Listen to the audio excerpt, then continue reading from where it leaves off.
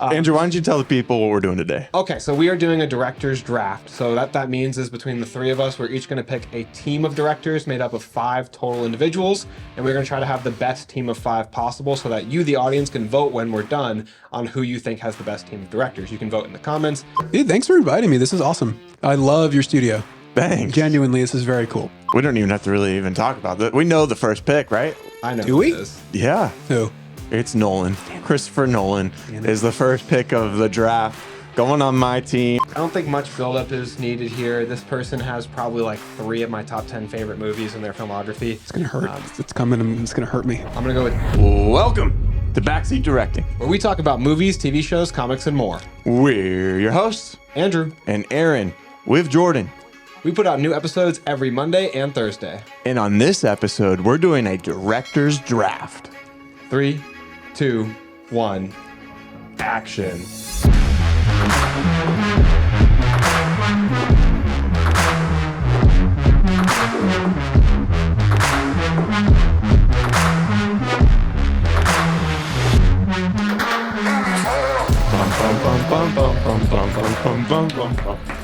Jordan, welcome to the show. Thanks for having me. Yeah, we've been trying to do this podcast for a little while now. I'm excited that it's finally here.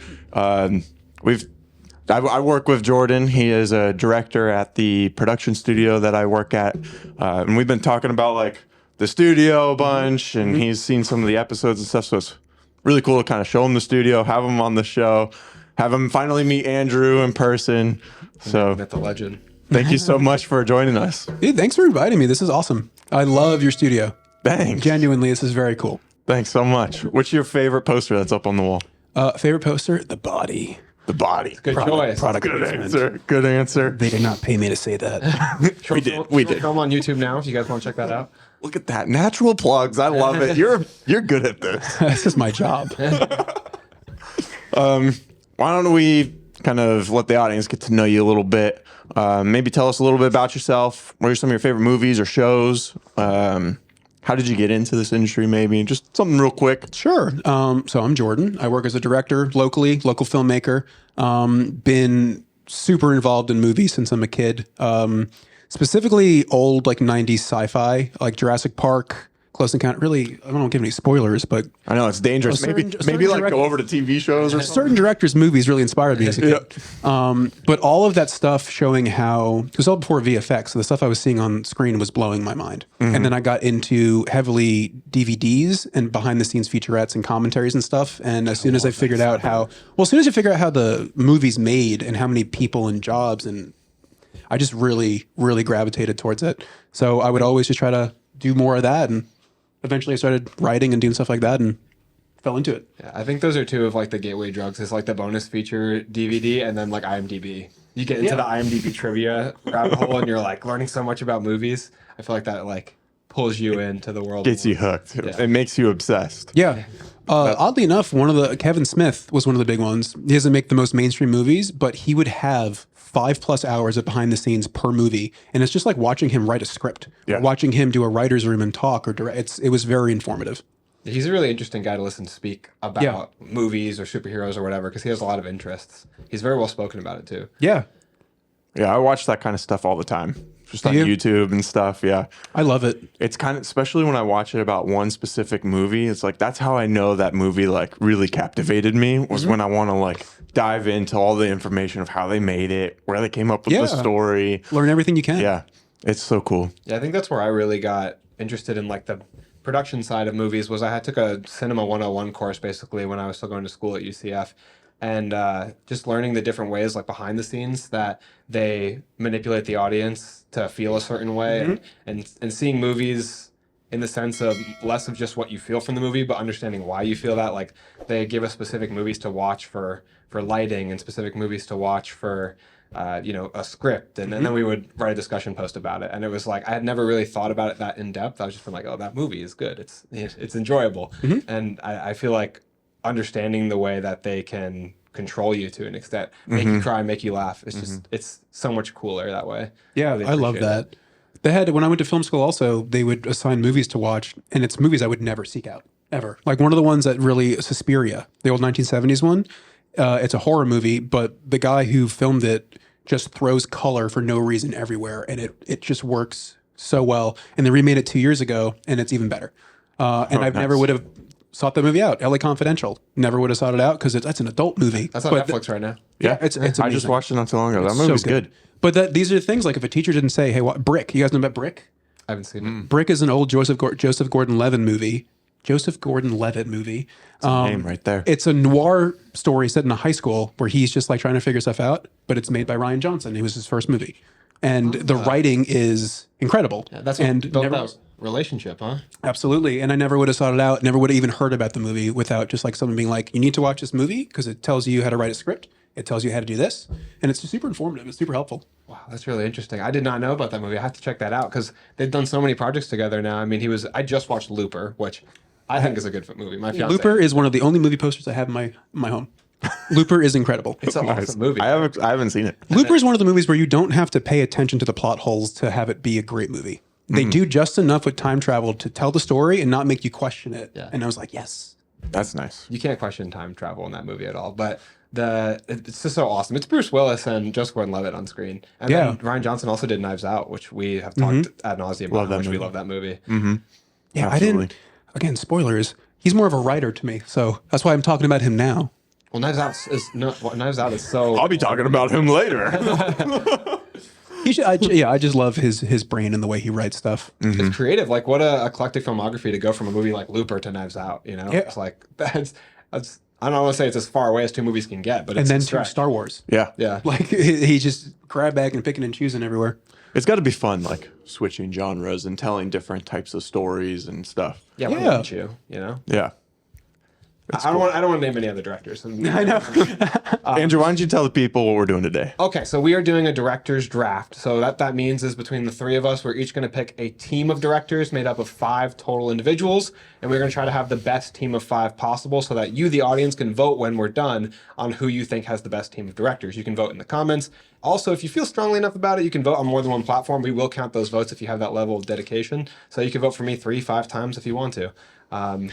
So we're everywhere. We're on TikTok, Instagram, Facebook, YouTube. We're on all social media platforms. You can even vote on Spotify. We should have a poll up on there as well. So that's what makes the draft. That's what makes the winner. So we need you guys to make sure to go ahead and vote when this is all said and done. The way that the draft is going to work is we're going to use a randomizer to pick the order. So since there's 3 of us, we're going to do a snake draft. For example, if the order went Aaron, Jordan, me, then it would go Aaron, Jordan, me, and then I would pick again. And then that cycle would repeat Climb back and forth. up.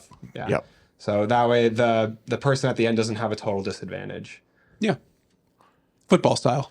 And when you pick that director, you're going to get access to all the movies they directed. But we're picking a director's draft, so you're not going to get access to movies that they wrote for, produced for. You know, Which makes it tough. Oh, I broke it down on my list. I have like writing credits, directing credits. I have analog today, everyone. Yeah. I have actual paper. Jordan is much older than us. He has a printer. I don't I'm know. only 33, but it does feel a lot older.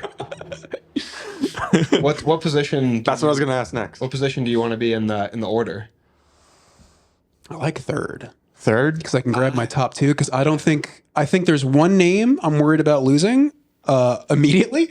But I think I'll be okay for the rest of it. What are you talking about? Can't say. I want to be third also. I don't know how much overlap there's going to be. I have a rough idea how much overlap there's going to be for me and Aaron, but we just met like 10 minutes ago. So Yeah. Well, I'm only here today to shit on your voices, as I've been told.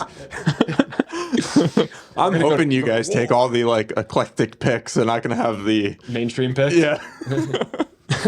All right. Let's see. He just writes Vince Vaughn 5 times. Stop giving away my list. All right. Ryan Johnson, Vince Vaughn, stop it. All right. Randomizer. Here we go. Find out the order. The order is in first place or first pick, Aaron, myself. Then we have Andrew. And then Jordan in third. Second is probably the last place I would have wanted to be. Second's rough. Yeah. Second's rough. Okay. We don't even have to really even talk about that. We know the first pick, right? I know. Do who we? it is. Yeah. Who? It's Nolan. Christopher Nolan is the first pick of the draft. Going on my team. Why?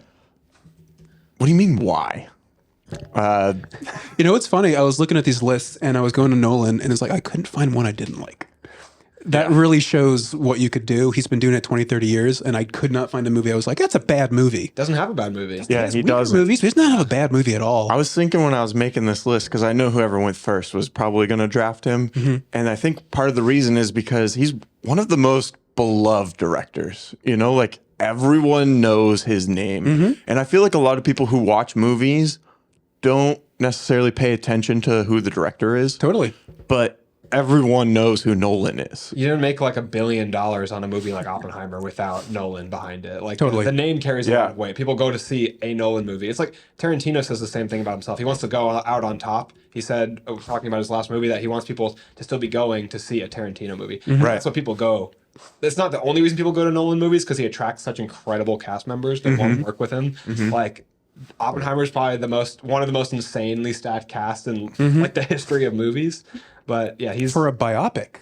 for a That should be slow, but R-rated like 3-hour biopic. What is it, like 2.5 hours longer? it's 2.5, yeah.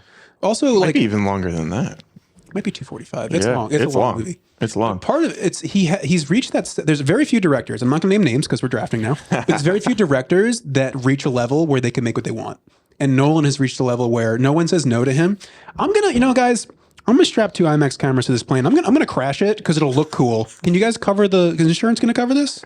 Oh, okay, they will. Cool. I'm just gonna do that, and it looks so much better than anything you could possibly do with VFX because they just did it. It's like the FU level of directing. Like Yeah. if they have to approach him and be like, "Hey, would you please make James Bond for us?" Because there's been a lot of rumors, but like it's not like he would beg to make James Bond. Like he has so many fresh ideas, like he doing a franchise for him was just proving that he could do it all, doing the Dark Knight trilogy. That's like an outlier for him too. Yeah. That's exactly what it is. It's like I can do that.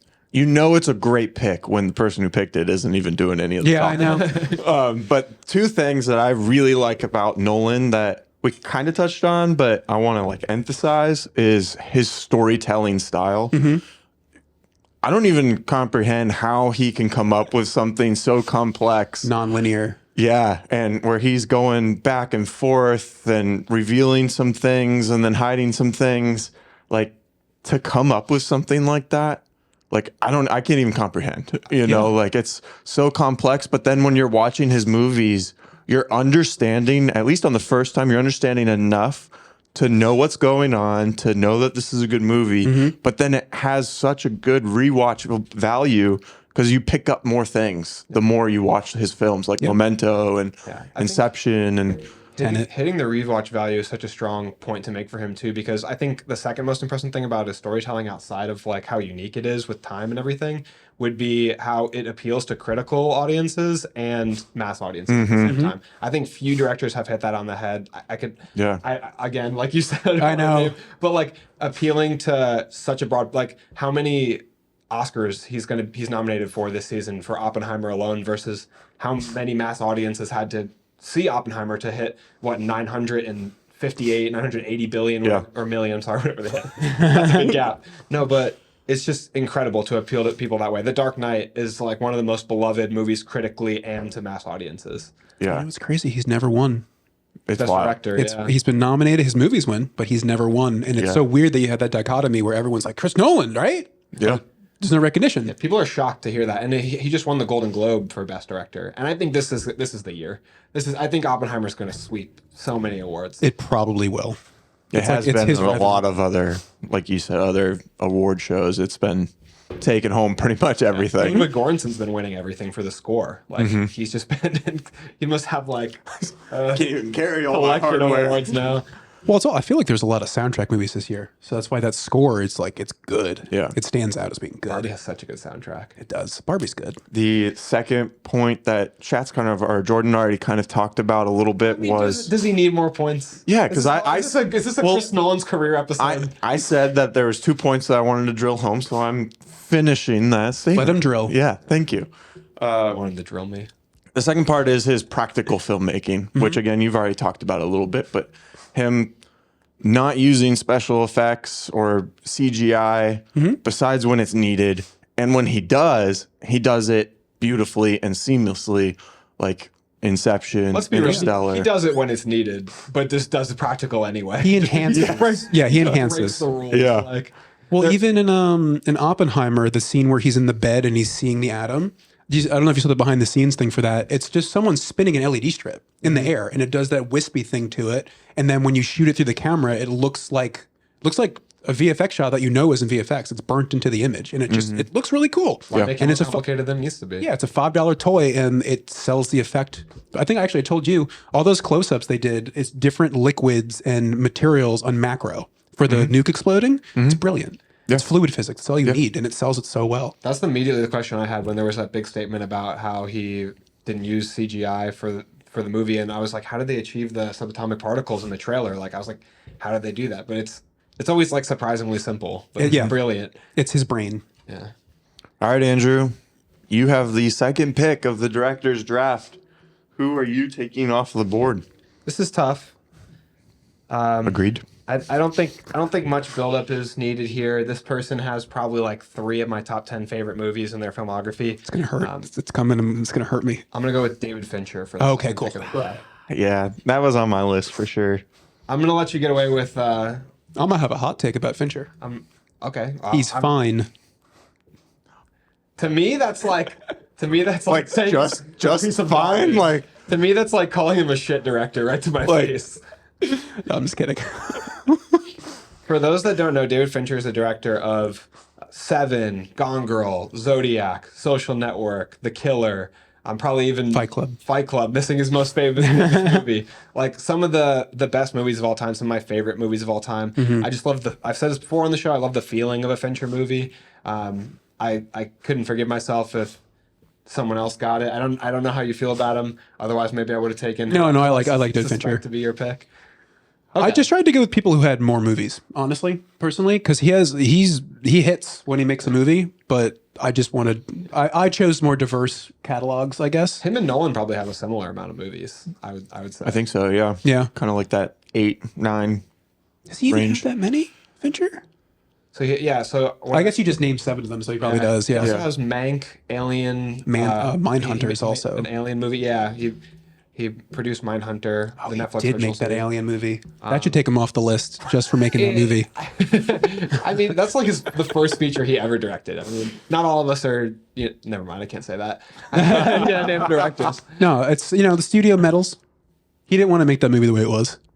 And it shows too, because everything he's done since then has been fantastic. So absolutely stellar. He writes so well in the serial killer genre, which is like my favorite style of movie. He's done a lot of music videos, it looks like. He's done so many. Yeah. That's where he got to start, like dozens of them for like big stars. Yeah. What's your favorite? My favorite is Seven. 7? Yeah, I was gonna act like I had to think about it, but it's 7. I think I like Gone Girl.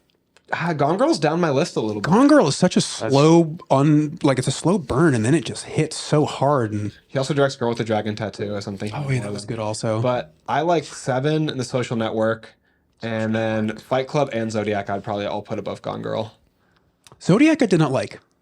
Zodiac I liked a lot more when I rewatched it. It's very well shot. Yeah, that's what I was thinking. When's the last time you've seen it? I saw it when it came out.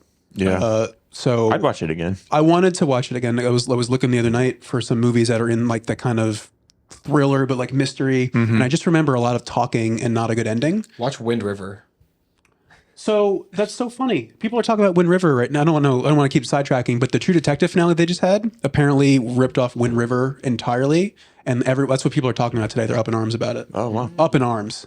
I haven't watched True Detective since season 1, so. No, all the memes are like, all the memes are apologizing for the previous season. It's like, we're sorry. We didn't know. We didn't know it could be this bad. Nobody on our staff watched Wind River. Okay. Does that make my turn? That brings us to you. You get 2 picks here. I can't believe you just dogged my director like that and you're just going to walk off. All right. So He holds power over you right now. All right. So I'm gonna do 2 power hits. Look at this paper. Okay. So the first one I have to go with is, I think there's a weird switch, because I do think he's my personal favorite director, but it's more about who he also is as a person than just his work. And my first choice is going to be James Cameron. Oh, nice. Yeah. James Cameron, no other man is a pioneer the way he is a pioneer. Straight up. Visual effects, technology, he literally invents what he needs to get it done. I think the first movie I saw by him was The Abyss on TV.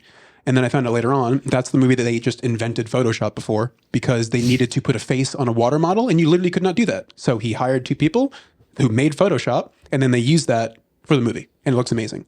And then they implement that on the Terminator movies, which look incredible and the graphics still hold up so well.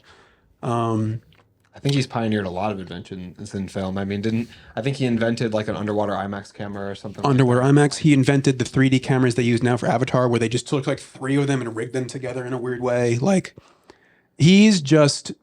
I love that he makes a movie for a studio, gets a bunch of money, and then makes a personal project, whatever he wants. Hasn't he been down to the Titanic like 12 times too? Yeah, he made a documentary about it. Yeah, South Park did a whole song about it. the lengths that he goes for his research Yes, is crazy. it's incredible. Even Alita Battle Angel is some of the best. It is maybe in the past few years the best fully CG character I think I've seen.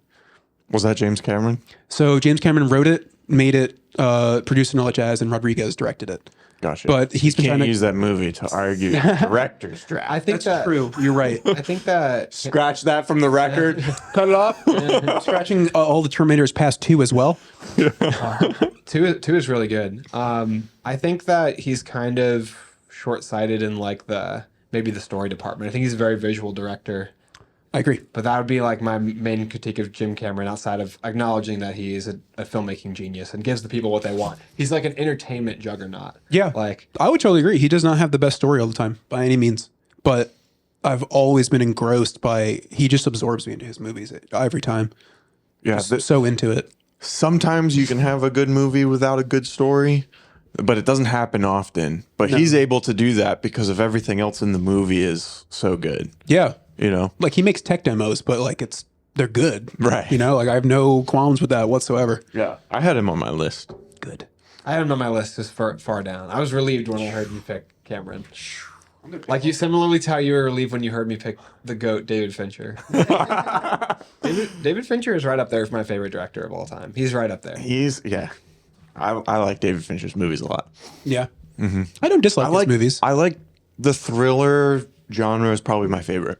Yeah, I do. I think maybe that's my thing with him is I wish he had a diverse catalog of movies. That's fair. Like he makes them very well, but I know what I'm getting when I watch a Fincher movie.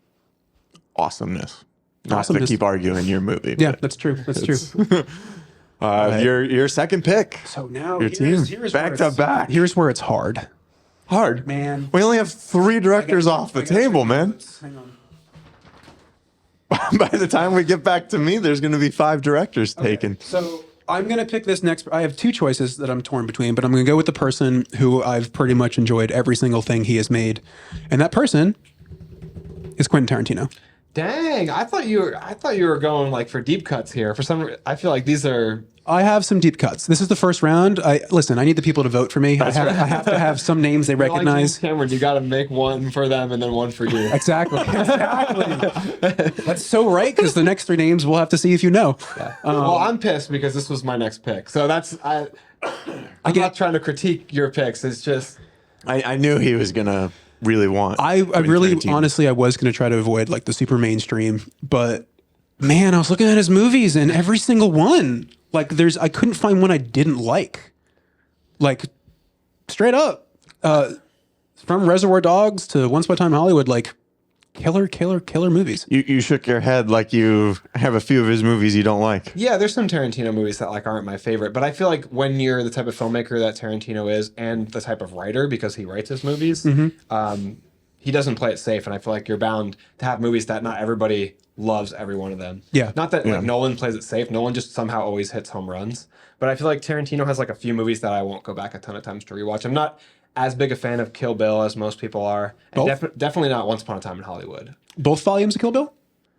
Yeah, I respect them for what they are. I like the action. I think it's really creative. I like the scene when she's fighting the woman and like her daughter comes home. Like, he has a knack for writing. He's like one of the ultimate writers of our age. Yeah. But I don't know.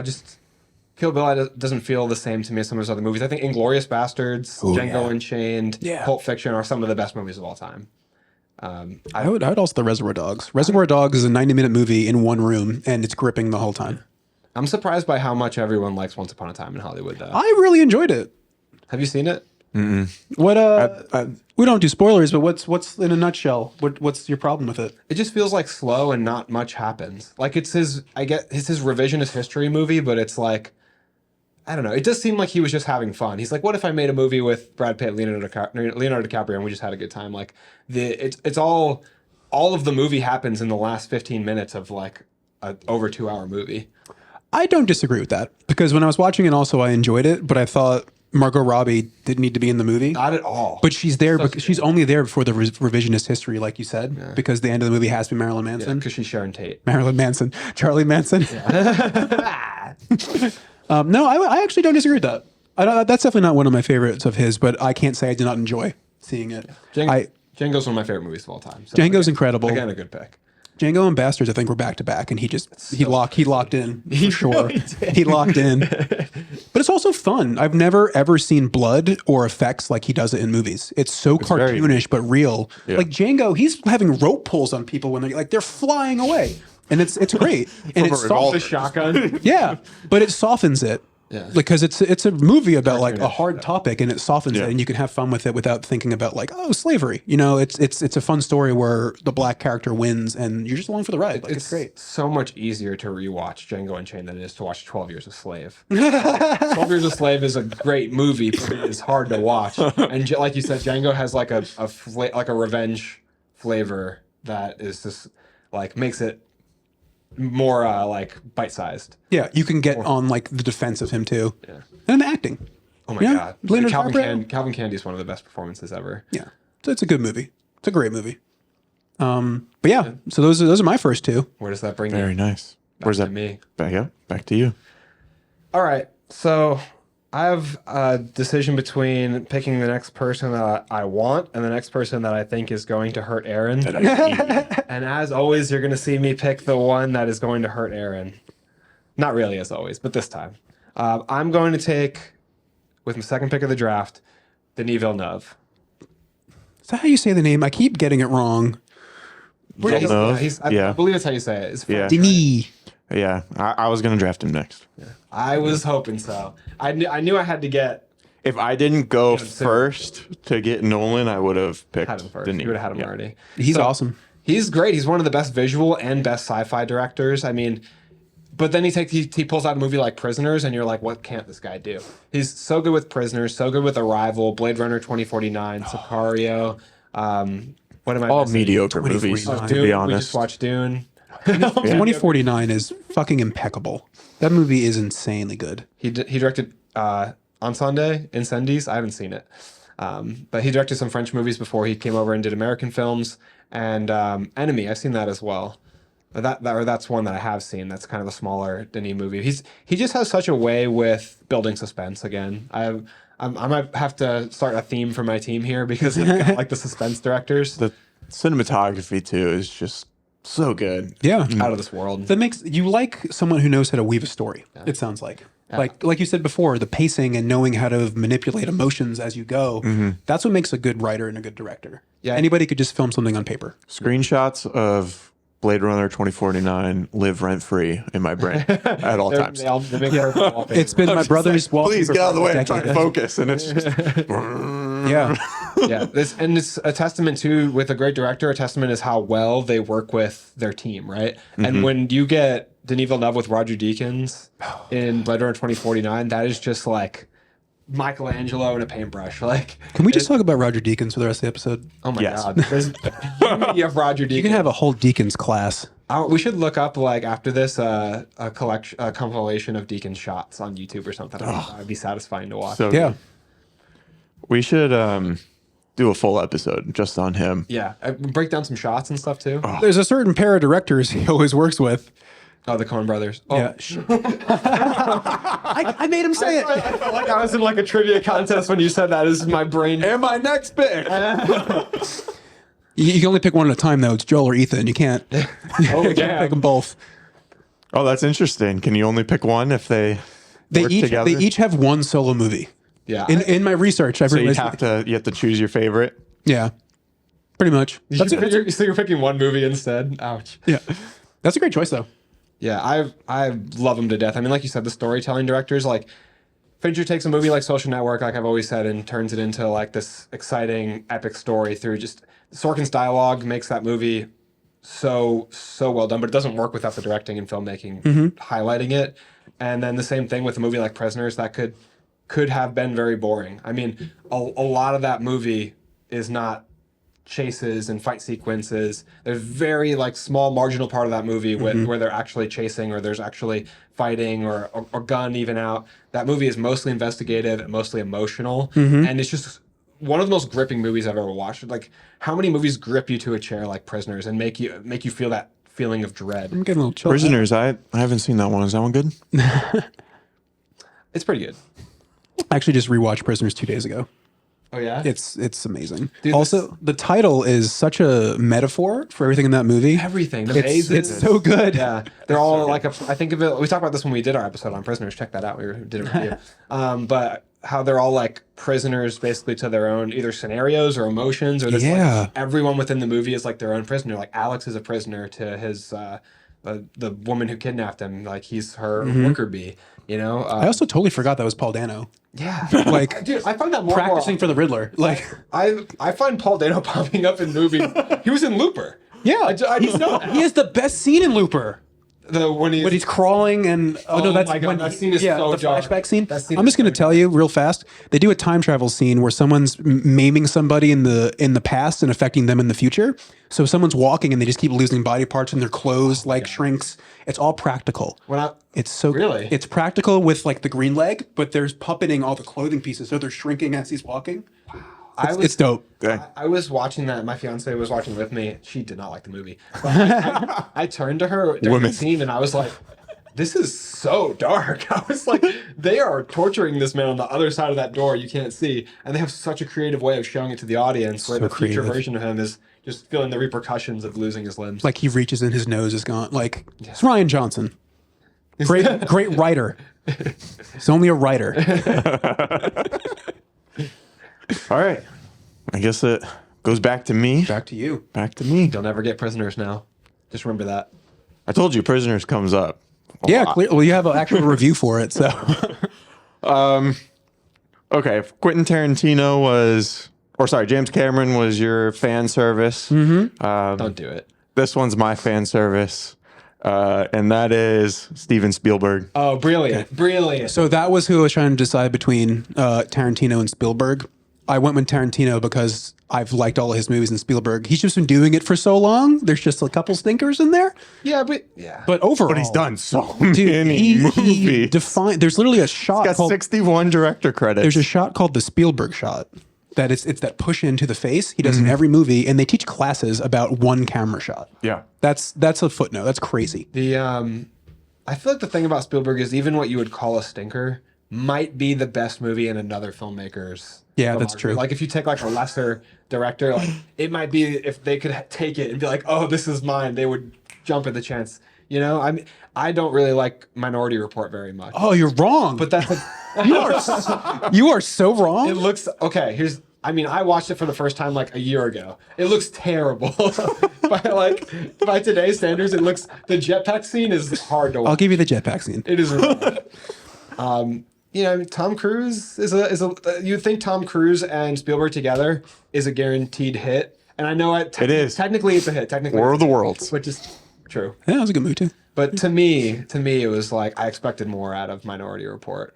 It's creative. The driving scene in War of the Worlds was It's a good so good. Yeah. And that was all practical with the camera like Yeah. going into the car, out of the car, rotating all around. This when you mentioned Close Encounters and everything. So before that's I don't know why I went with Tarantino. I think I do. I went with Tarantino because I just think it's a better selection of only the movies here. But like Jurassic Park, Close Encounters, and Saving Private Ryan are literally Jaws, like genre-changing, genre-defining movies. E.T. List.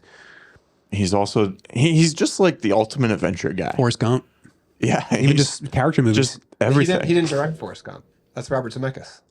Did Zemeckis do Forrest Gump? Yeah. Oh, never mind. Gotcha. He did Take it back. Raiders. Honestly, though, Oh, the Indiana Jones movies. I was hoping I might get you on something. You seem like you know a lot about this shit. I do know a lot of this shit. It's all useless You should do a knowledge. podcast. It's not useless if you do a podcast. Is this studio for rent? Yes. Yes. We talked about it. Yes.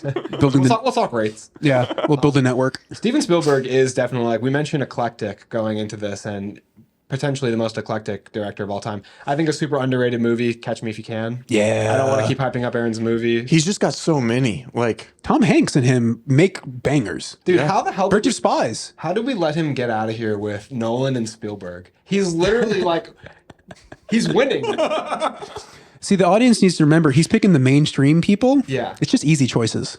Honestly, yeah, but it Andrew doesn't and I mean are they're putting the wrong choices. We're putting more thought into it. I would say that from an audience perspective, you're in the lead right now. I have two picks that I maybe would have picked before Spielberg, but I think audience perspective, mass appeal, you may well be in the lead right now. Spielberg has a lot. It's surprising he didn't go in the first round, honestly. I was, but again, Nolan. There was no doubt he was the first choice. Whoever got to pick first, I did think Spielberg would have gone quicker as well. Yeah, It's just went it's again, 6. genre defining, man. Like Okay. Jaws really changed a lot of things. Jaws, yeah, The approach to like filming out on the water too was like suspense, risky, and, pacing, like the way he used music in that movie that I think changed movies for filmmakers to come to, like music building suspense in a. Not that it had never been done before, but I feel like he really revolutionized a lot of the stuff with the way he like pushed things forward. Maybe he didn't invent some of these techniques, but like perfected some things. absolutely. And he perfects the pacing of his movies. Like we're talking about Godzilla -1.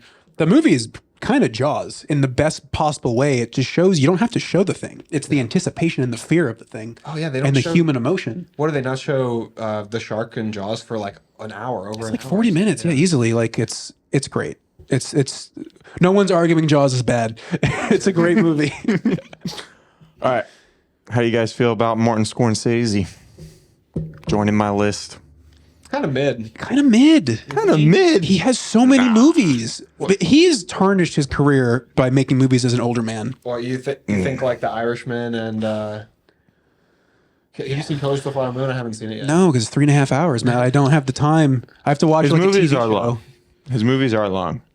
But He's got one of the longest film careers, I Yes. feel like. oh yeah. But also like Mean Streets starting off with that. Goodfellas, like he has Departed, Wolf of Wall Street. Departed. He's got a list. Yeah. He's got a list. He's got a list. Taxi Driver. Hugo, King of Comedy, Cape Fear, Taxi Raging Bull, Driver. Casino. Yep. He's done a lot of. It's like that's the thing. I think it's not a bad choice by any means. That era, like his first 20 years, he really he made mafia movies that didn't exist. Like he had that going. I think now because he's older, he's very selective about what he's doing, and because of that, it's not always working for me. Yeah, I mean, doing a movie like Silence is inherently not going to be for everybody, and I think that he's a very religious man as well, and like that inspires him in his filmmaking, and then that is inherently not going to be for everybody too, right? So I think the next movie he's doing is another movie with Christianity as well. Something that could be said too is like, even if a movie's Sorry. Yeah, Go ahead. Yeah. even if a movie's not for everyone, he literally has 70 director's credits. Yeah. So there's something for everyone within that filmography, you know, like, could you imagine doing 70 of like anything for a job? Like, let alone making movies, like how hard it is to make one movie, let alone 70 movies. I can't even imagine having the same job for 70 years and like still being inspired by it every day and having new ideas and stories to tell. Yeah. And are we not even going to talk about the perfume commercial? I don't think I know this. Timothy Chalamet? You guys didn't see that? No. Oh, from the Super Bowl. I do. Yeah. It was him and it was him and his daughter, right? Who and his daughter? Scorsese. Oh, did his daughter help like direct it? I don't know. His daughter has been putting him on social media lately. Oh, I've seen that. She's the one. She's And on TikTok with yeah, him. and it's him shitting on Marvel movies, which I find hilarious. His first movie looks to be New York City Melting Point in 66. 66. And now it's 2024 and he's still doing new movies. Just had a movie come out last year. What year was Mean Streets? It might have been Looks like 73. might have been one of his first like big movies or like, first wide release or something like that, I remember that put him on the map. Yeah, that's so crazy. The sheer amount of movies he's done. He's done more movies with Robert De Niro than like some directors have in their career. Yeah. And that's like his like with one actor alone. He's done a ton of collabs with De Niro and a ton with Pesci. Leonardo DiCaprio also. Oh, and he had the lock on Joe Pesci. Like Joe Pesci only did Scorsese movies for what felt like decades. All right, Shats. Back to me. Back to you. Okay, so who do I got? I got Jim Cameron, Wait a and I got second. Tarantino. Wasn't I 2 and you were 1?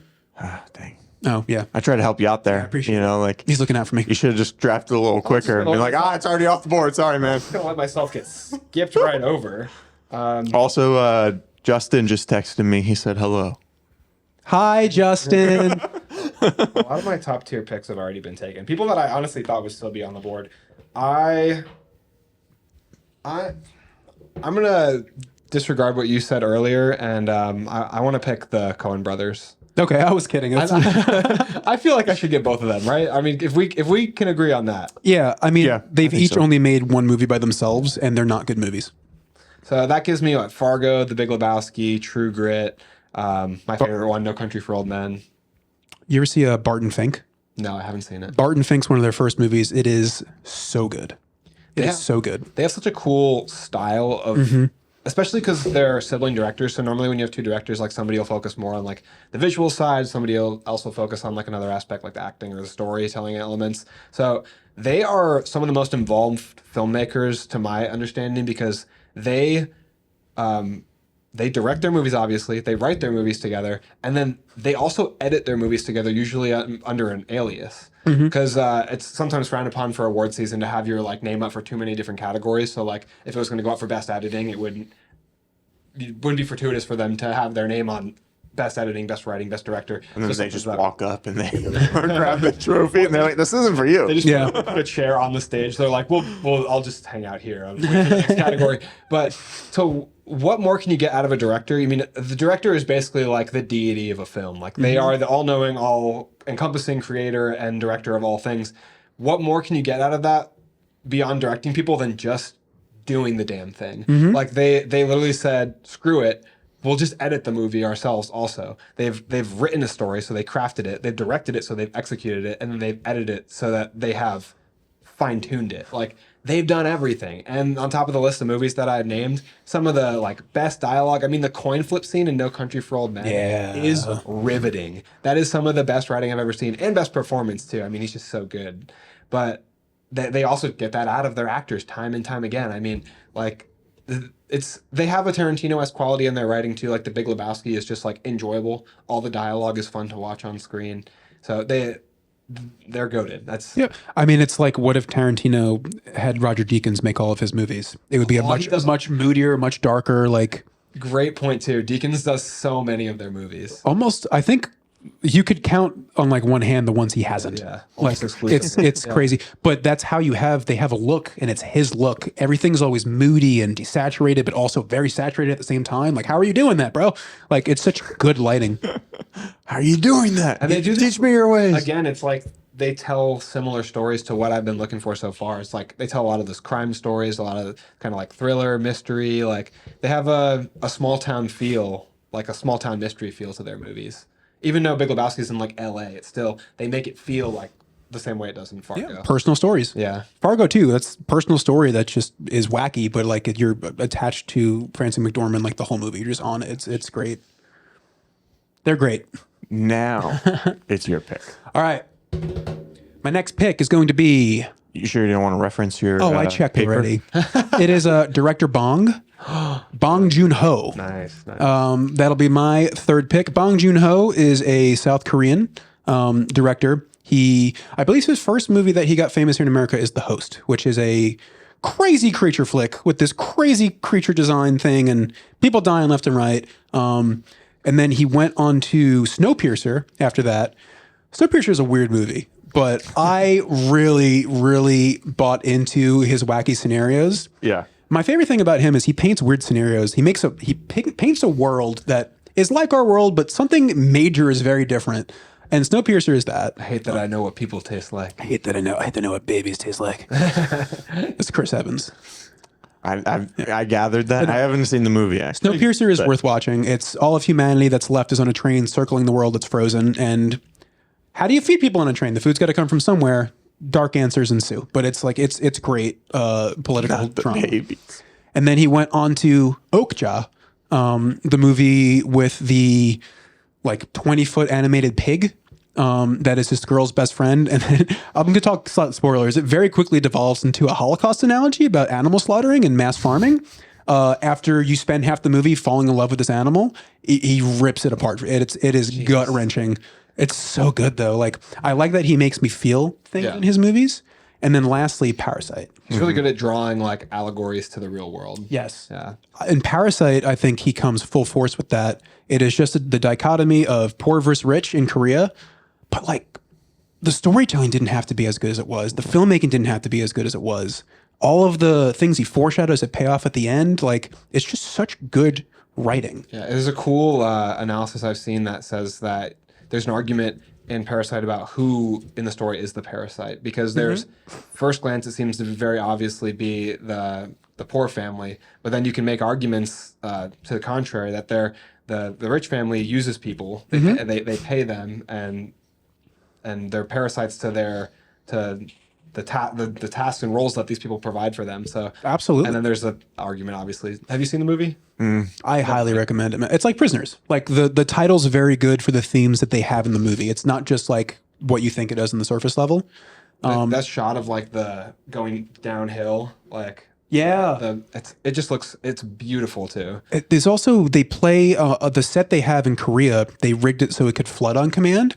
So there's all these things, but the poor people have to live in the places that flood and the rich people live on the hill. It's uphill. It's literally like heaven and hell. Like Yeah, anybody watching, genuinely, Parasite is also the first foreign feature film to win an American Oscar ever. It won Best Picture and Best International Feature. It is a Best movie Picture like you isn't will. a small one to win either. No, it's a movie you haven't seen before, straight up. Yeah. Just haven't seen it. And some of the shots I still remember, just like frames of like the way they lit something or the way they moved the camera.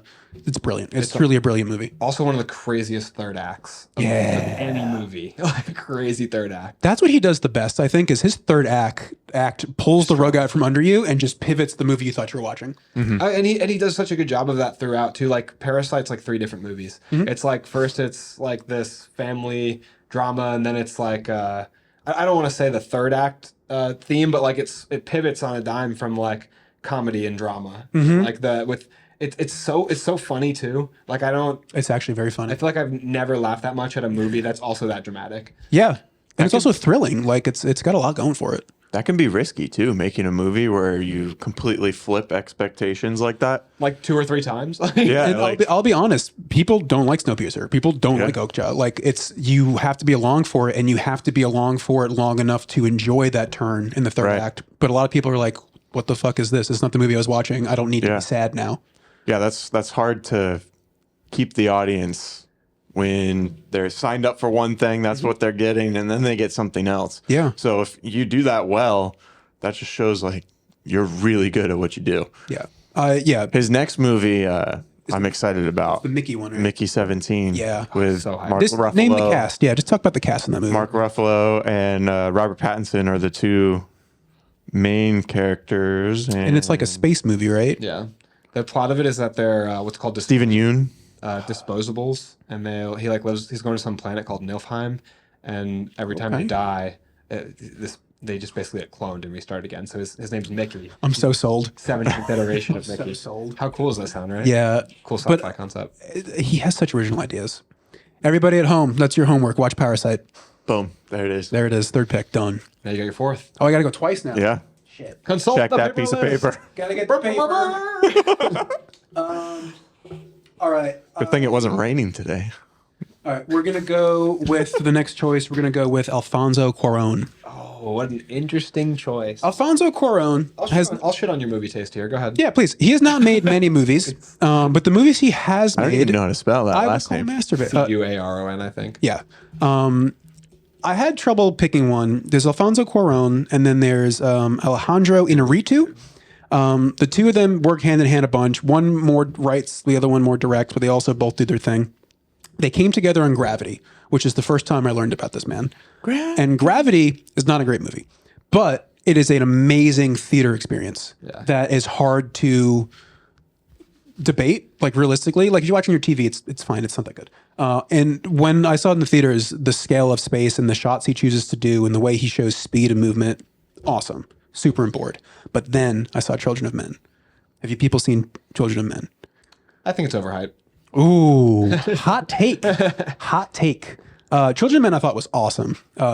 Really good post-apocalyptic movie. But again, the camera work. Really well filmed. So, and that's what it is. He didn't write the movie, but he directed the movie. And the direction in that movie, I think, is killer.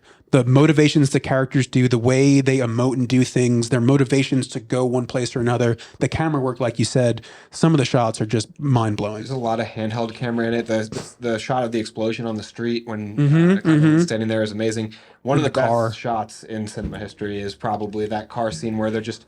I don't even know how they achieved it. Explain it to me if you know, but they're rotating around in a car for this insane one, or people running out from the trees. Yeah, so they have a camera rig going through the car, and all 4 actors are timed to put their chairs down as the camera goes over. You know what? I've seen long too. Like, it's so nail that. So there's one stitch. There is a stitch in it for sure. It couldn't be done because they had to flip the other direction, and you couldn't just do it. But everything with the camera moving is real. There's just like Julianne Moore's ducking out of the way.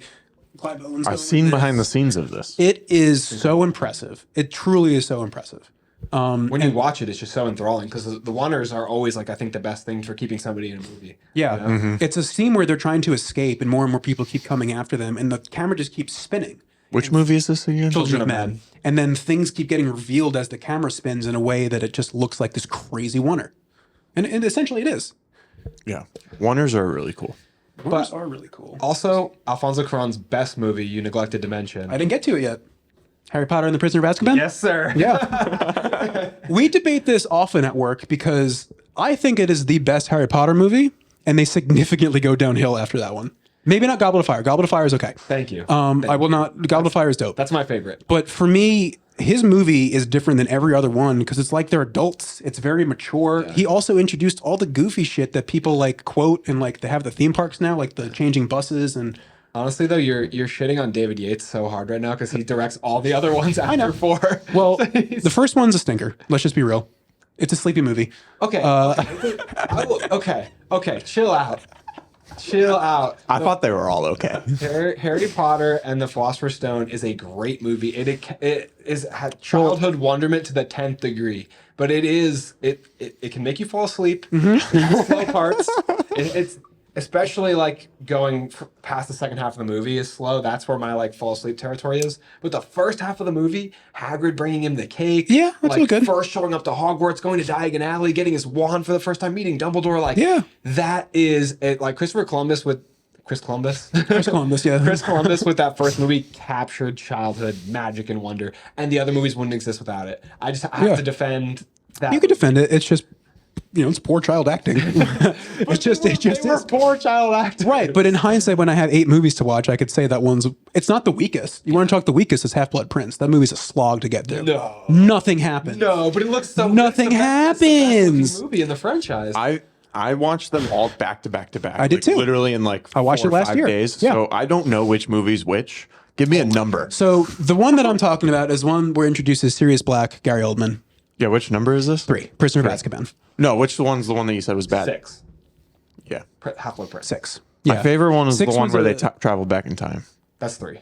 Yeah, thank you. Hey. It's the best. It's because it's fun. He had fun with it. But I like Goblet of Fire because it's fun too. I like the challenge. They needed to stick with. And honestly, a lot of it is too. Those books are so long, you can't put it in a movie. Like you can't do. That's why they're making a TV show about it because people are I'm annoyed. excited for that. I'm optimistic. I am too. I just can't believe you don't like Half-Blood Prince. That one's a load of fun. You get like all these back stories and like Dude, it's just talking for 3 hours. legitimacy with like Harry's mind and stuff. It's not as much action, but it looks so good. It has some of the best storytelling and. It's not the best action in the series, but it has some of the best visuals and like Sure. you get so much backstory for the characters in it with like the book and Snape's memories and everything. It just felt like a trailer for the 2-part finale. The 2-part finale sucks, first of all. It's yeah, I don't disagree with that either. It's definitely a stronger trilogy or a stronger series in the first half. It got bogged down by becoming so famous and then having to clear certain thresholds for money every movie they made. I think this is a whole separate episode topic, but Yeah. I think they had a hard time, like you said, with the child actors in the beginning because they only wanted to cast British actors for the entirety of the series. But they found people with a lot of potential. And Chamber of Secrets is great. Like they got it right away after the next one, you know? Maybe that's what it is too, is the third movie is where they become adults in terms of like I have to fight villains now. Yeah. Well, in the third movie, they've also acted like for 2 other movies. They have more experience on set. So they're just more comfortable. And then like you said, like it's the third movie is where they really start to like, that's where they start with the relationships. Is the third movie. That's where they're like, okay, this is transitioned. They turned a corner at that point. And you start to be more invested in them. Man, I have to rewatch. I just watched them all at the end of I watched them last year also. That's why they were very fresh in my head, like you said as well. I think Deathly Hallows Part 1 is by far my least favorite. And then Order of the Phoenix. I think 6 is really good. 6 is one of my like top 3 favorites. I'm sorry to hear that. I fall asleep in the first 2, honestly. Yeah, I mean, if you're just going to rewatch 3 over and over again, let's be real. But Alfonso Cuarón. I just am a fan. Also, Babel and 21 Grams, dope movies, very heart-wrenching movies, real stories. Watch them also. He just is great. He's a great director because he pulls emotion into people that you didn't think they could do. Yeah, I haven't seen those last 2, so maybe it's unfair for me to speak on him on his entire career. Babel's They like probably suck. No, Babel is like a war-torn movie about like I believe it's Africa and some of the apartheid stuff. So it's like it's a real gripping movie. Yeah. It's honestly it's very visceral, like Children of Men, and I think that's why I like it so much. He's not pulling punches. Like bad shit happens, and he shows it. Children of Men is very intense and very unique and very creative story, and I like that about it. It's just don't love the end. I would agree. That's understandable. I feel like they maybe could have found a stronger leading man than Clive Owen. I don't know if that's a controversial opinion. I mean, have you seen Shoot 'Em Up? I have, yeah. I get behind Clive Owen in that movie.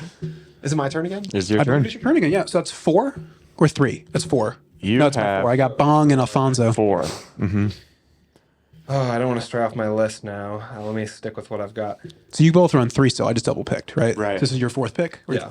Or 3rd pick? It's his My 4th fourth. pick, and then after that, I'll close out my team. That's right. All right. I'm in a really tough spot. There's somebody that I really want to get for audience appeal, but there's 2 people left that I really want to get for me. We're going to have to do an honorable mentions part at the end, too. For sure. Because I got 20 names, I only picked 5. Have we not picked any other ones on your list? Just Nolan, I think, and Spielberg. We're getting really down to the wire here. I'm gonna take the audience pick and then just kind of push off my like hard pick between the 2 people left that I really want. I'm gonna take Hayao Miyazaki, the director of basically every Studio Ghibli movie. You know what's crazy? Animated movies did not once cross my head when thinking about directors. That's so weird. I thought I could push this one off. No, he's perfect. That's a great I choice. thought I could push this one far down my list because I was hoping it would be off your guys' radar, basically. No, that is such a good pick. He literally, again, has he missed? Like, Hasn't missed. crushes it. So that gives me Spirited Away. It gives me Howl's Moving Castle. It gives me My Neighbor Totoro, Ponyo. Boy and the Heron just came out. It's Boy amazing. and the Heron that just came out was a great movie. It's probably going to win Best Picture, even though Across the Spider-Verse absolutely deserves it more. Best animated?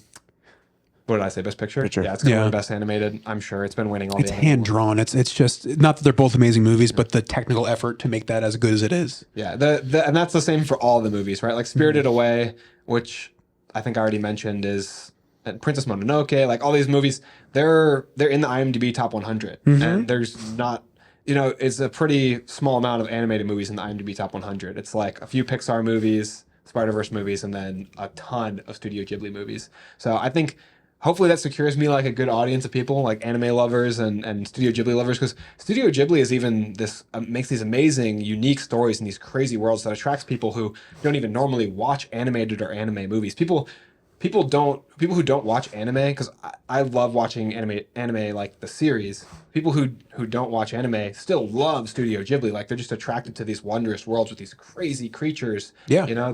These creatures have been a million times done over in tattoos and artwork and people's screensavers and clothing. Like it is a beloved world, and it takes a unique mind to pull that together. And Absolutely. it's coming, out of the ether when we're looking at these animated movies that are hand drawn. Like they're just creating these worlds from nothing. So I respect the approach a lot, and also like a lot of cool themes in their movies too. Like Princess Mononoke is hugely about like the environment and the destruction of nature by industrialization, and so there's like deeper themes which I always love in a a kids movie, quote unquote kids movie, so to speak. Now you told my girlfriend doesn't really gravitate towards animated movies at all. We saw the trailer in theaters of Boy and the Heron, and she's like, "I want to see that." There's something about it. It's just it's beautiful, and you can understand that someone drew that. It's tangible as opposed to like people working on computers and making things happen. It's like, oh, this is beautiful. It's a good movie to see in theaters too, and just like on the big screen, seeing the way they draw like water. It's gorgeous. It's stunning. So I haven't seen any of Studio Ghibli's movies. So None of them really. What's the first one you would recommend? I would go Totoro or Spirited Away personally. You go with what? My Neighbor Totoro or Spirited Away. My favorite is Howl's Moving Castle, but I think most people would say Spirited Away. I have not seen Moving Castle. That's the one I've heard of. It's the most famous one, and it's mainstream. the highest on IMDb's top 100, highest rated Studio Ghibli movie. It's just good. Ponyo's also good, but Ponyo's more of a lesser one. That was the one that came out when I was a kid. That was like my first introduction to him, the animation style. So that's always in a I've heard of special that place one for a me. lot too. It's like Finding Nemo for Studio Ghibli fans. Actually, yeah, totally. That's crazy. That's a really good pick. Because I'm just gonna say I didn't even think about animated at all. Because like I would have chosen Brad Bird. Like every Pixar movie you like, that man essentially made happen. You still have a chance. Eh. One spot left. Yeah, he directed The Incredibles. Goated. All right. My next two picks, I think, are going to be more for me. I feel like my first three were very fan service, even though I You saved do one enjoy pick for them. yourself? Just a crumb? Literally said the next two. Aaron Tate. Yeah. Aaron Tate and Andrew DiCristina. They're a partner, right? No, the first one, so my fourth pick is going to be Matt Reeves. Yeah, it was going to be mine. Good. That's a good pick. Drafted the Batman. He drafted the... He drafted them? He drafted First all time. of them. He directed the Batman. He should have drafted like Shawshank Redemption or something. You know what he also directed? Like his first one? Fucking Cloverfield. Yeah. This man broke into the scene with Cloverfield. Yep. Crazy. I want to do a debut, director's debut draft too at some point, because some of them are some... That's actually a cool idea. Yeah. Coming out swinging. And then the last two of the trilogy for Planet of the Apes. Incredible movies. Dawn and War, which it's one of my favorite movies. So he wasn't... Dawn or War? Those movies in general. Oh, in general, yeah. Spoiler for Aaron's top 25 list. So he wasn't good enough to direct the first one, huh? No, he was so good that he replaced the other guy. It's honestly better he didn't do the first one because the first one's very campy and like, remember Planet of the Apes, guys? And then he's like, yeah, but it's for adults now. And then he just is fucking into it. Yeah. That second one is my favorite. That second one is so good. I honestly really like the first one, Rises. Yeah. Let's be real. That one's probably my favorite. I haven't seen War yet. Let's be real, guys. The Batman is his masterpiece. Yeah, I'd agree. Yeah. Yeah. Anyway, That's back why I to drafted back to Planet of the Apes. No, yeah, dude's got an eye. Like, and it's especially promising because he has such few movies he's done, and the ones that he has done has been like critically acclaimed masterpieces. He's also got a great mustache. I like the style of his movies. You know, like he really dives into a heavy stylized frame that you're seeing, especially with the Batman, you know, with the kind of old rundown anamorphic lenses that he used, you know, that maybe aren't like studio quality, but they have imperfections and stuff. And it just looks amazing. The lighting on, but then also the direction of the Batman. I say it all the time. I loved how it was kind of like a Batman story where we were getting the origins of Bruce. Yeah. Rather than the other way around. We got more of Batman, less of Bruce. And then we can build into him actually being a good human too. Yeah. He gave origins for a lot of those people. Also, like the way he just made the city feel lived in and alive. That I don't remember that in a lot of Batman movies where it's like you're Outside of taking Tim a Burton's, yeah. Yeah, sure, Tim Burton too, because he's very stylized. But they same thing. They made a point to make it very specific, as opposed to it's Chicago, which is fine. It works in those movies, but there's something special about the Batman and just the way it makes you feel the whole time. And I really like the relationship between Batman and James Gordon too. Yeah, I just watched American Very strong. Fiction. He's a really good actor. Yeah, Jeffrey Wright. Yeah. Jeffrey Wright. He is. that's. I was literally going to go see that this weekend, and then I saw it's going to be on demand in a week, and it's like I'm just going to wait. But Effect. I literally had not seen that man before Westworld, and then I've been obsessed. Have you seen Game Night? Yeah, with He's such a small role. is that with Jason Bateman? Yeah. And, yeah. He has a really tiny role in that movie. I do not remember. I was shocked when I saw him. He's like when they're at the house and they first are like playing the game, that's like the setup. He's the one that shows up for like the fake game and then gets like knocked out. Really? Yeah. It's so weird to see like a big actor now in like a small role like that. Yeah. I remember that movie being like better than I thought it was going to be. It's good. Yeah, It's really I remember enjoying it. I like it a lot. Ready for my last pick of Hit me the with it. draft? Let's do it. Dave's movies aren't that good. Go ahead. My last pick is going to be James Gunn. Good pick. That's you. the pick for you? That seems like an audience pick too. Now, have you seen... Could it be both? It could be both. Have you seen things of his that aren't Marvel or superhero movies? No. No. That's interesting. I What would do you recommend think of? Slither. Haven't seen Slither. Dude, Slither is one of the gnarly... So James Gunn started doing those... that Atomic House, that B-movie studio that makes Toxic Avenger and stuff. Did he do the one with Rainn Wilson? Like Super? Yes, he did Super, yeah. Yeah, I've seen that one. He makes just weird movies, but Slither is a monster movie where it's like Tremors meets like The Thing. It's like really visceral and gross at times, and he's just having a blast making his weird Cronenberg movie. But that movie is great. That was the first thing I saw by him. I'm like, what is this guy doing? And then Scooby-Doo. Scooby-Doo. That first Scooby-Doo holds up. I'm just I gonna say haven't it. seen it in a long time. I like them both. So I guess I have seen one that wasn't superhero. I've seen there you go. Scooby-Doo. It's just crazy to me that he had a good career and now has pivoted into an even better career, where he is now the god of comic books. God of the DC universe. Part of what made me draft him was the fact that he's taking over for the DCU and so many people have faith in him, you know, that he's going to make good movies, you know, because he puts in a lot of care to the characters and the storytelling aspect of the movie rather than, you know, just the money grab that the characters can turn into. Yeah. You know, and Sorry, go ahead. I was going to say, I know like I'm not drafting future movies, but the fact that he has that presence, that reputation, like that's everything in the movie industry is that reputation, you know? Yeah, and So- McLeod. I think the fact that he turned Peacemaker into something that's worth watching and almost like a must watch is pretty incredible. Yeah. Well, he even did that with the Guardians. No one knew who they were. Totally. They were. And he took horrible, let's be real, horrible actors and made them good actors in the role they're playing. Batista is great now. Like they taught him how to act. John Cena is so good now.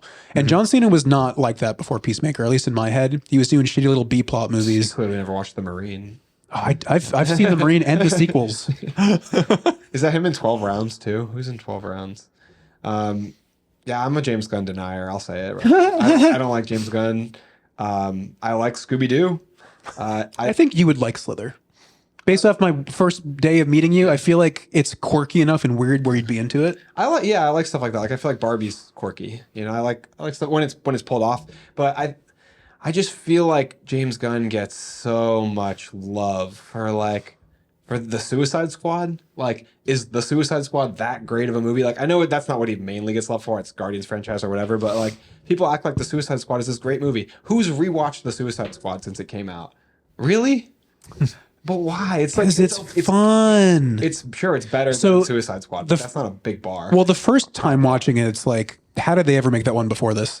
Who greenlit this? No, thank you. David Ayer, I believe, is the one who did that. Worst director.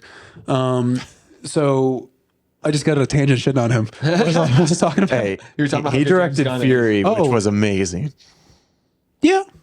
He's made a Amazing. couple good movies. Yeah. No, it's not David Ayer.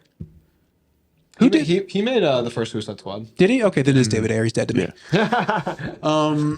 But no, the first one was like a palate cleanse, and then watching it again, it's just fun. It's just fun. It's nice seeing those characters have fun and someone making it knowing kind of who they are. I feel like Just Fun is all his movies are, other than maybe Guardians 3, which I think has some more substance.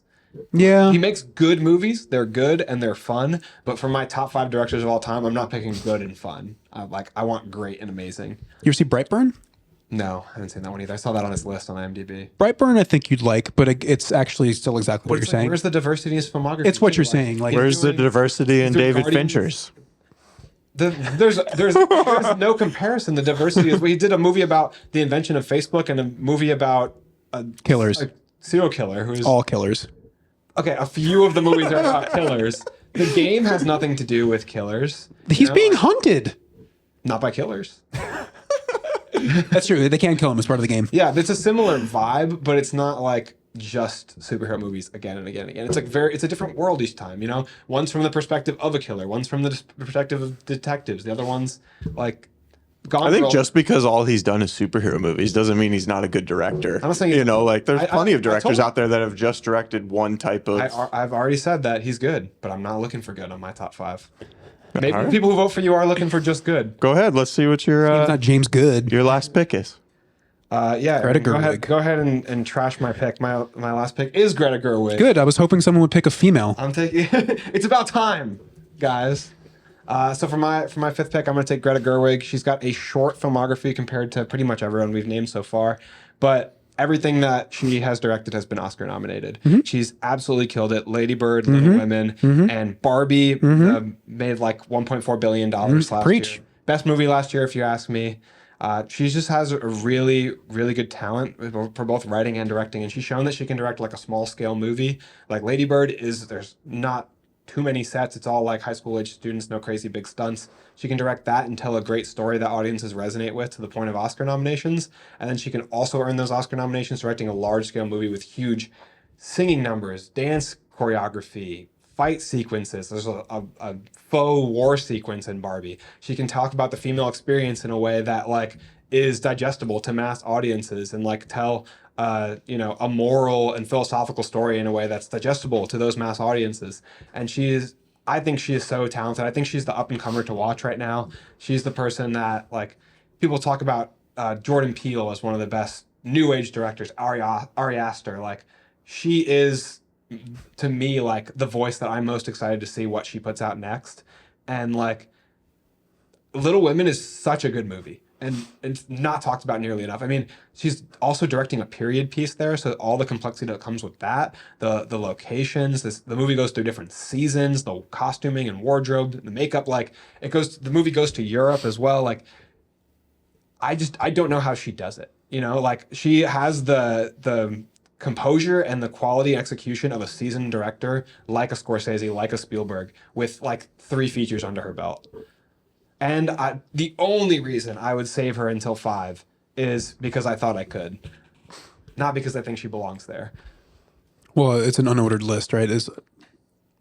What's that? Yeah. This is the list. I have to apologize to Director Bong if this is an ordered list. Yeah, it's not in the order. Yeah, it's not an It's order. not necessarily the list. order you take them, because That's a good. That's actually a great call because she's made 3 movies and 3 movies have Why been did you fantastic. say Greta Gerwig when I said I was? Because you've been talking about Barbie a bunch. I just kind of was anticipating it. I was curious. We both Well, knew, you also we said- both knew weeks ago that Well, I was think going you to be your said pick. twice now. Also, Barbie was your favorite movie last year, so I would have to assume because also like I have not seen Little Women, but I have seen Lady Bird. Lady Bird was fantastic.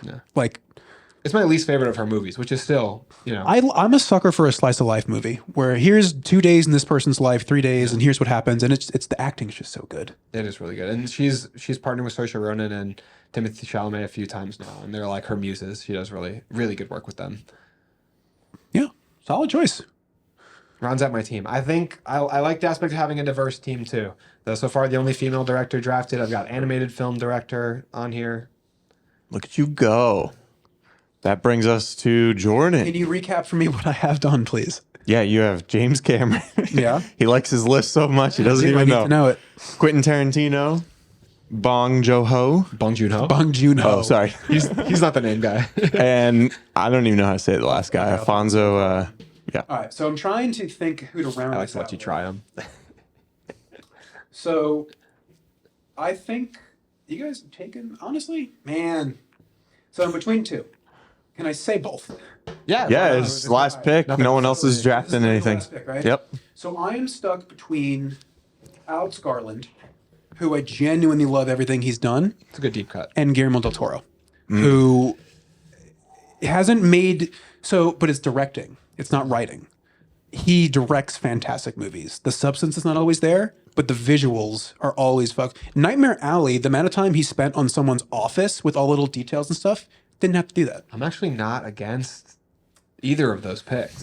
I don't have Can the really. fifth pick go to the audience? Can they just tell me? You're gonna have to hurt one of those. All right, so I'm directors' gonna feelings. go. I think I'm gonna go with Guillermo because I have Alex. I'm gonna talk about Alex Garland real fast. He did Ex Machina, Annihilation, and he has Civil War coming out. Oh, and he did The Creator last year. No, the creator was that wasn't Alex Garland. Am I tripping? Yeah, that was look it up real fast. I can't think of his name. For the creator. He did Men was his last one. Who did the creator? We're gonna find out. Gareth Edwards. Gareth Edwards. Yeah. Edwards. Oh yeah, Also he directed Rogue One. And the Godzilla. Yeah, I think of them both as like sci-fi directors. I've probably said that. They're wrong. of a similar vein, but Alex Garland, so his writing credits, 28 Days Later, Sunshine, Dread, and The Beach. So he wrote 4 incredible movies before he started to direct 3 incredible movies. Is that who you're going with? No, I'm going with Guillermo. I just want to give His writing Alex credits are Garland. better than directing. I think he's just got Ex Machina, which is really good. Oh, Annihilation is so good. Okay, people. I can't defend Annihilation. I can't. People can think it's bad. I get it. If it's not for you, it worked for me.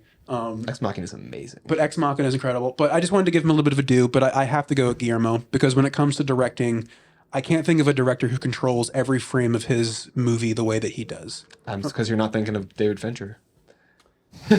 Specifically, not thinking of David Fincher. But yeah, But also, he did Blade 2. You guys remember Blade 2? Blade 2 fucks. yeah, Blade 2. Blade 2. Blade 2 bangs. fucks. No, Blade 2 is good. Blade 2, Pan's Labyrinth, Hellboy, Pacific Rim, PT. I'm counting PT in that because that game is insane, the direction for that little tech demo. Shape of Water, Nightmare Alley. Yeah, I think Shape of Water is probably one of your heavy hitters because that's a Best Picture winner. It's a Best Picture winner. Also, he's won for costume design a couple times too. Like Pan's Labyrinth, I believe, won an Oscar for set design and costume design. I believe it. Yeah. But like, there's something about also Mama. Like this, he just has his creature design and the stuff he puts on screen for me to consume. I am all about.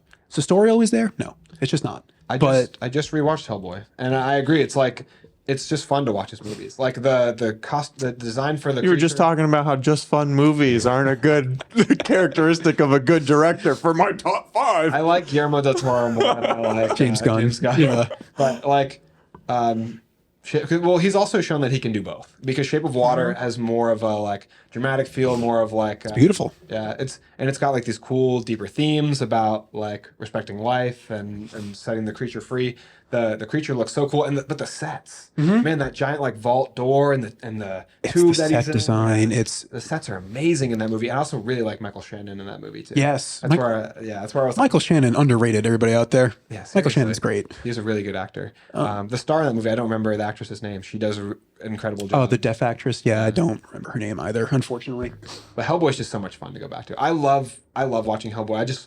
I really like the way that Ron Perlman looks. I think he's such a perfect casting. Yep. And everything in that movie, visually, like the props and sets that they did, again, like the safe, the vault door, as they're bringing in that tray full of like bacon and eggs and like all kinds of food, this giant door that opens. There's this awesome elevator that drops down when they enter into like the, what are they called?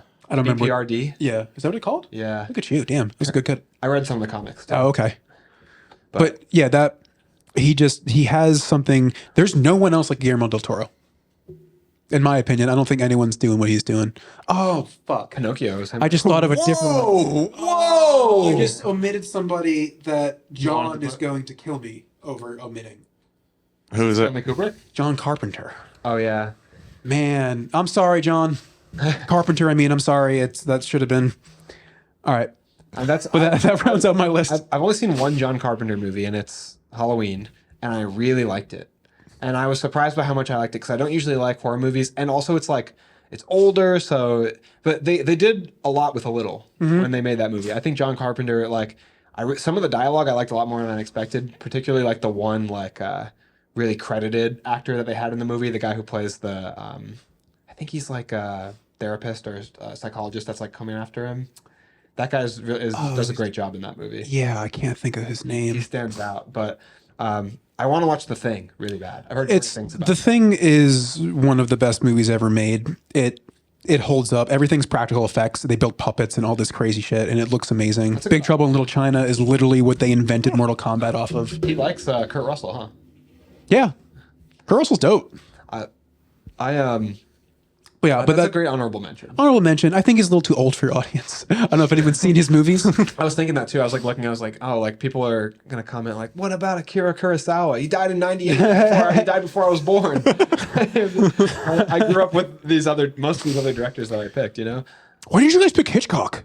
I didn't pick Hitchcock. Didn't pick Stanley Kubrick. Didn't pick. No, it's. I think you said Tarkovsky earlier or something. You said one of the. I don't think I said Tarkovsky, but something like that. Yeah. Who did you say? I can't remember. All right. Shall we go over our full didn't list pick now that Terrence we're Malick. all wrapped up? Terrence Malick. He has a lot of honorable mentions. Robert Eggers actually was another one I was going to pick. I did not pick him, but The Witch, The Northman, and my notes. Barbie? No, that's not him. Oh actually. yeah. You could take a list and then pull it. No, I was just kidding. The What to Lighthouse talk was the other about. one. Yeah, Lighthouse. Yeah, The Lighthouse.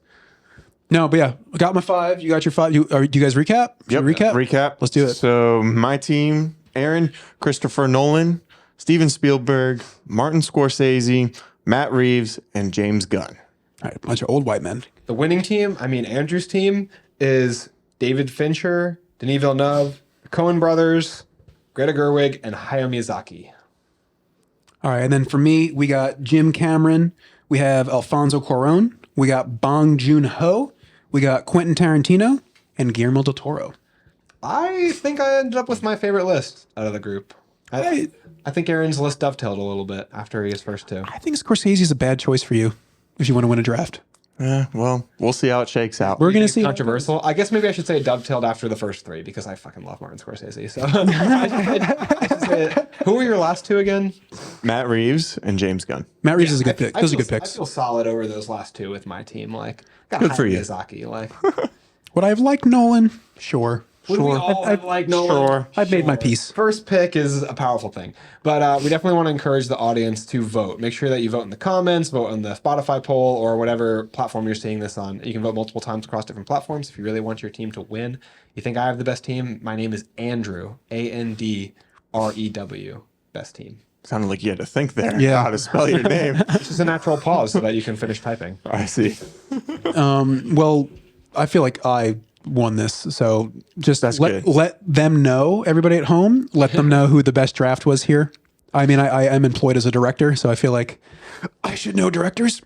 We're unpaid. Be embarrassing if you lose then. It would be quite embarrassing, actually. I won't return. So what was your favorite director that you didn't get to pick? You already mentioned yours, I guess, because you said... It'd be Nolan or Spielberg, which is both what Aaron took. Let me clarify. What's your favorite director that wasn't picked overall? You said... Wasn't picked overall. Because you briefly mentioned Alex Garland and I would say Alex Garland. John Carpenter. Yeah, well, John Carpenter, man, it would be John Carpenter. He has so many more movies, and he defined, like he people copy him for decades and decades, and forever people will copy him. Alex Garland's dope. He just hasn't done enough like directing specific movies yet for me. My favorite one that didn't get picked at all was Edgar Wright. Oh, Edgar Wright. I'm sorry, Edgar. There's too many good directors, Yeah, man. there's just too many good ones. I really wanted to take him like in 4 or 5, but I wanted to get some audience appeal in there too. I love. I talked about this a ton, especially recently, but I love Baby Driver. It's my favorite. Edgar Baby Wright Driver is movie. amazing. I also really love Hot Fuzz. That's probably my second favorite one. But Man, I'm in line with you. and then Keep it going, and then my third favorite one, Scott Pilgrim versus the World. bro. He's nailing my list. Then Shaun of the Dead. Yep. Then At World's End. then probably At World's End. Yeah, I I totally agree. I haven't seen Last Night in Soho yet, so I don't know where that one ranks. I do really want to watch that. I also haven't Yeah. seen it. My fiance, we both really like Anya Taylor-Joy. Yeah. She's the star in that movie. I want to see it. For mine, I don't really know. I'd have to think because I feel like I do a bad job of watching like a full completion of like a director's filmography. You know, so I don't know if I have a favorite one that I haven't picked I have off an the answer top for of you. my head. You're Michael Bay. Oh, Michael Bay. See, that goes He's to show saying that as a joke. but here's the thing.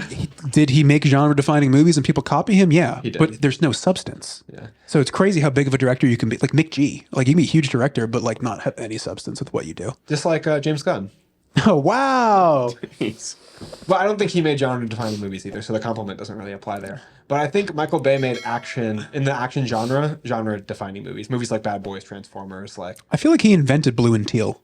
Or teal and orange, rather. Like, Yeah. like Yeah, he like yeah. the sunset shot. Yeah. If he didn't invent it, he co-opted it. Yeah, for sure. The Michael Bay shot, the like rotating. The bad boy shot. Yeah, that's huge now too. So at work, we say that all the time for shorthand. It's like, okay, bad boy shot over here, guys. Yep. It's killer. Also, it's like the Spielberg shot.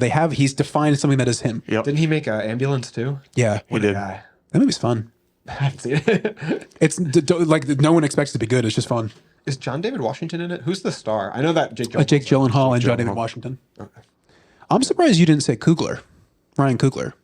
Don't you like the Creed movies? I do. Yeah, and the Black Panther movies are well directed as well. That's a good pick. And Fruitvale Station. Fruitvale Station's what I was missing. It was hard He's to like, watch. you're like a second faster than me. On some days.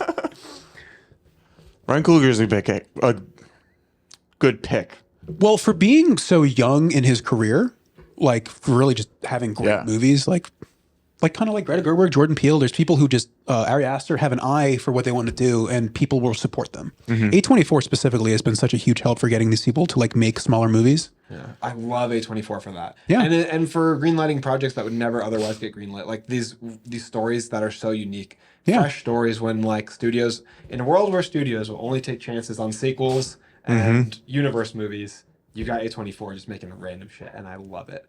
Totally agree. I already mentioned some of the ones that we didn't name too, but like Alfred Hitchcock, Stanley Kubrick. We didn't name Yorgos Lanthimos, but there's just a lot. Jon Favreau.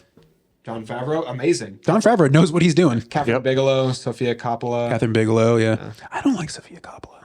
I don't like her movies either. Yeah. But she's revered. She is revered. That's true. Oh, speaking of Francis Ford Coppola. Oh, yeah. That's another. The OG.